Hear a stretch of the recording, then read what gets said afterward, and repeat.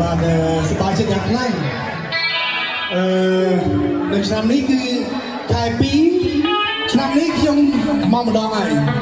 ឥឡូវមកបានជួបពុកម៉ែបងប្អូនម្ដងទៀតនៅក្នុងកម្មវិធីប៉ុនលំទូកហ្នឹងហើយនៅក្នុងរាត្រីនេះដែរខ្ញុំបាទត្រេកអរយ៉ាងខ្លាំងឲ្យមានមោទនភាពហើយបានឃើញពុកម៉ែបងប្អូនជាកិត្តិយសទាំងអស់ដែលបានមកចូលរួមឥ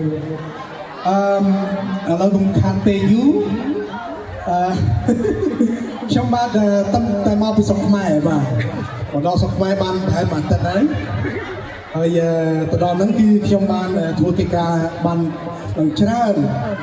បានថត MV 10បទដែរហើយមកដល់វិញ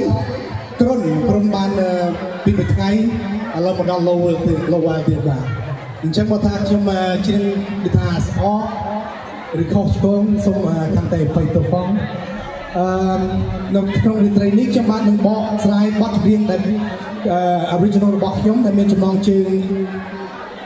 ស្នេហ៍ស្មោះឆ្លងវេហាងខ្ញុំបានថតនៅកម្ពុជាយើងនៅសៀមរាបដែលនឹងចេញមកខាងមុខនេះបាទមានចំណងជើងស្នេហ៍ស្មោះឆ្លងវេហាងខ្ញុំនឹងច្រៀងចម្រៀងមួយបទនឹងជូនដល់ពុកម៉ែបងប្អូនយើងនៅ Lowell នេះជាលើកដំបូងអញ្ចឹងបងប្អូនមានគូសូមឡើងរំបាទហើយសូមអរគុណច្រើនដែលបានមកចូលរួមនៅក្នុងរាត្រីនេះសូមអរគុណ